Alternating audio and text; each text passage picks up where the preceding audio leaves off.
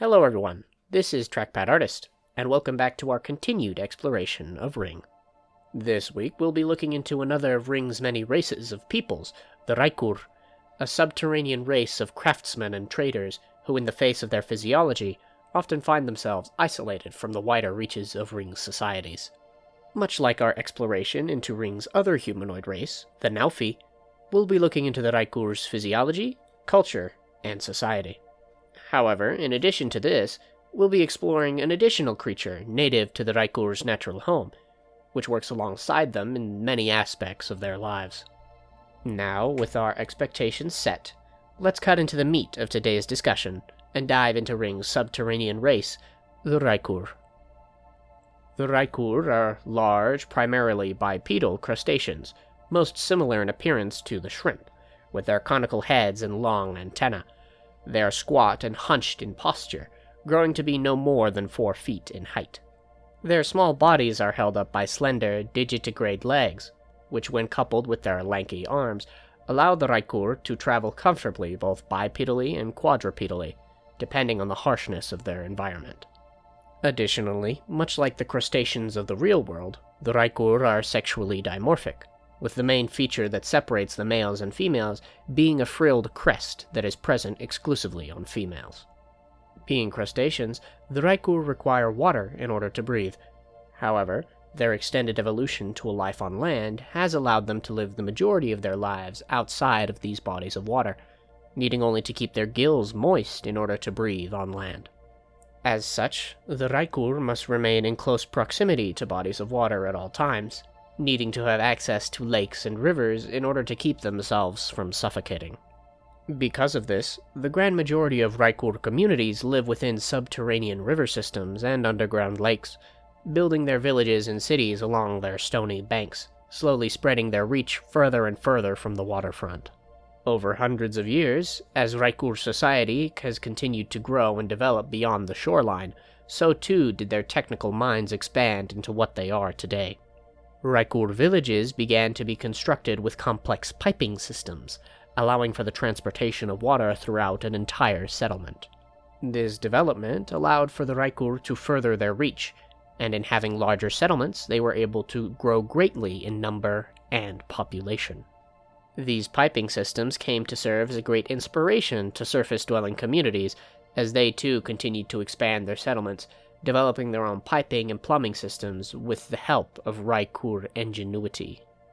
Within the modern era, the Raekur are renowned for their impressive skills and metalwork, as they are born with an innate fascination with metals and minerals. With the complex piping networks of their settlements, Raekur forges are built with these same networks, allowing for the mass transport, casting, and molding of molten metal, making Raekur blacksmiths incredibly efficient in their work. This efficiency has led a great many Raekurean smiths to place a greater emphasis on the art of their craft, rather than its simple manufacturing, pushing the Raekur to develop a society that hinges on the artful manipulation of metal.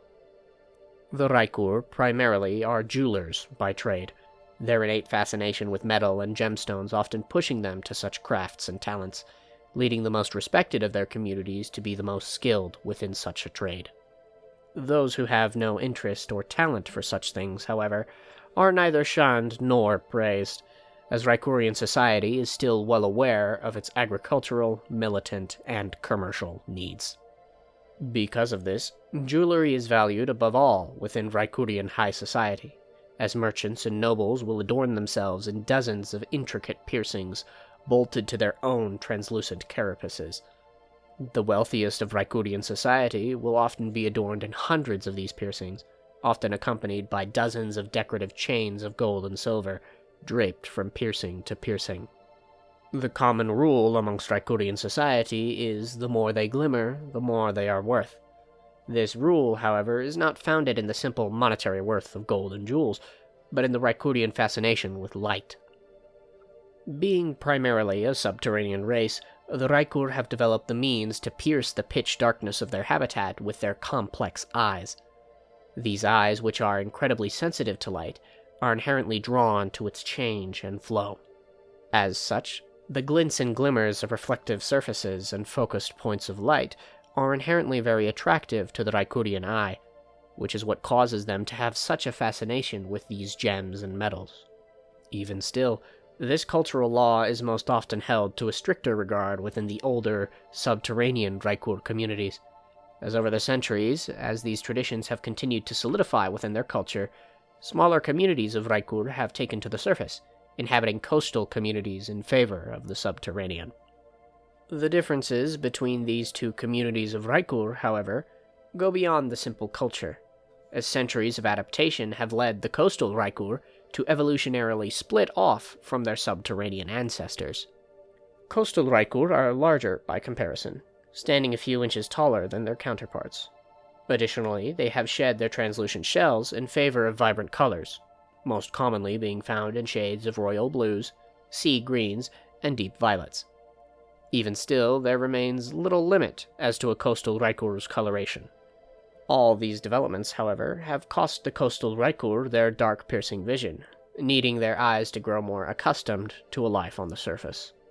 This life on the surface, however, has not yet allowed the Raekur to move past their need of moisture, as in the long expanses of travel away from water, the Raekur were in need of a solution to this necessity. As such, Raekur that take their travels away from bodies of water will most commonly be seen with large tanks of water on their backs, often equipped with a hose that feeds into a Raekur's gills, keeping them sufficiently wetted when outside the reach of water. Aside from their physical difference, coastal Raekur are much more sociable than their cousins, having grown accustomed to the constant exposure to other societies and cultures. Furthermore, although still fascinated with metal, coastal Raekur take greater pleasure in finding trinkets of value, rather than creating them.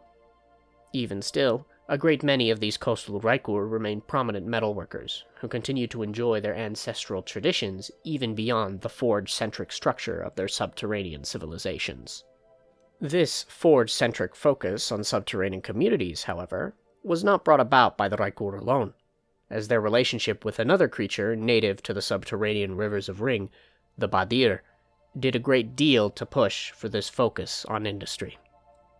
The Badyr, a giant crustacean over 12 feet in length, is another of Ryng's many magical creatures.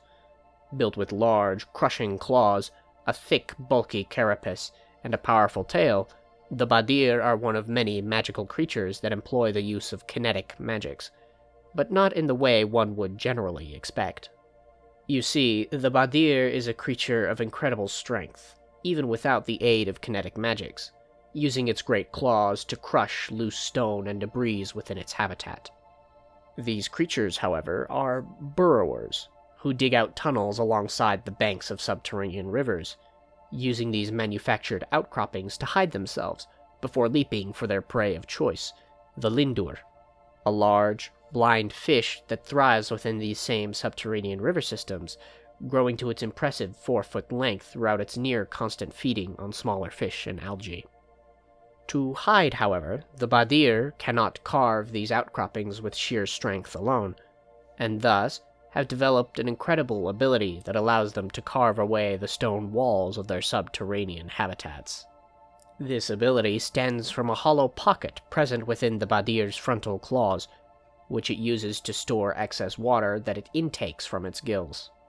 Using kinetic magic, this pocket, with the help of a magical organ within it, compresses any water in the pocket, pressurizing it before releasing it in a powerful stream, which, when mixed with fragments of stone crushed and grinded down by the Badyr, produces a stream powerful enough to cut and carve through stone. This projectile water stream, in addition to being used as a burrowing tool, is also used as a powerful weapon of attack in both offensive and defensive manners, able to cut through the flesh of soft-bodied organisms with great ease. This compressing kinetic organ, which allows for such abilities, is what mages can harvest in order to produce kinetic essence, as it is what stores such energies within such a creature. With the Badyr being such a dangerous creature, one would expect it to be rather difficult to domesticate. However, they have proven to be a rather docile creature when unthreatened. As such, the Raekur have taken great advantage of such a fact, and over many centuries have come to learn the proper techniques to domesticate such a beast, using their great strength to haul great loads of equipment, as well as serve as a means to carve away rock and stone for their expansive mining efforts. This treatment leads the Badyr to be treated most as beasts of labor, as their slow speed and timid nature don't lend well to other environments, especially on the surface, as much like the subterranean Raekur, the Badyr have an incredible sensitivity to light, and struggle when exposed to direct sunlight. These facts have left the Badyr to be a resource primarily employed by the subterranean communities of the Raekur, as most surface communities can't accommodate such creatures, which require a great deal of care when handling in order to preserve both its safety as well as that of its handler. These facts and circumstances altogether have given rise to two distinct communities within the world of Ryng, one of subterranean craftsmanship and isolation, and another of trade, commerce, and community. These characteristics have long since come to identify the Raekur, which have, over the centuries, come to develop many stereotypes surrounding their nature as greedy, selfish shellfish who view treasure as their greatest prize. These stereotypes, however, are far from the truth, as although there are prominent figures within Raekurean communities that exhibit these traits, their general culture is much different, revolving primarily around tradition and family, rather than treasure. Raekurean families are very closely knit to one another, often remaining close to one another throughout their entire lives, which can last upwards of a century. These lifespans, coupled with a Raekur reaching adulthood after only 15 years of life, leads many generations of families to all be knit together within a single household. Furthermore, this close-knittedness often leads the Raekur to organize marriages for their young, favoring compatibility over the whims of simple love. Even so, the Raekur are taught to love and respect their spouse, and as such, often come to form these bonds of love, regardless of their marriage's origins. With these many generations present, tradition is passed like a torch from a family's elders, down the line to the youngest generations who cling onto these ideas from birth. Because of this, the many techniques and talents of the Raekur are under near constant development, with improvements arising with each generation of smiths and forgers. However, it is this same root of tradition that often comes to halt the Raekur's industrial progress, as their societal norms often look down upon innovation too far outside the scope of tradition, favoring a slow and steady progress, rather than an exponential one. These norms, as stated previously, however, aren't nearly as rooted within the coastal Raekurean communities, who, in mingling with many other cultures present within these coastal cities, often come to live their lives much like the people that they are surrounded by. Because of this, the stricter structures of the Raekurean culture are much looser on the surface, with traditions such as arranged marriages and multi-generational households being largely absent from these coastal communities. Still, this isn't to say that such communities completely abandon their roots, as even coastal Raekur look to spend a great deal of time within their family units, passing down the knowledge of their trade through each coming generation. This is what comes to form the Raekurean people, a closely knit community of smiths and craftsmen, jewelers and merchants, shaped by their physiological need of water into the expansive community of tradition that they are today. With all that, though, I do believe we have reached the end of today's discussion. As always, thank you all for sticking around to the end of the video to support me and my work. If you enjoyed this discussion, feel free to leave a like on the video, and subscribe for weekly dives into Ryng's world and lore. Additionally, feel free to leave any suggestions for future topics we should discuss in the comments down below. And if you'd like to go a step further in your support of me and Ryng's development, consider becoming a Patreon member to not only support me, but to gain access to additional benefits. On Patreon, you can gain access to my videos early and ad-free. You can engage with me in an exclusive supporter chat within our Discord, as well as gain access to Q&As with yours truly. All this alongside a slew of other additional perks. The link to my Patreon, as well as our Discord server, as always, will be in the description. Until next time, this has been Trackpad Artist. Thank you all for watching, and I hope to see you again soon for our next discussion.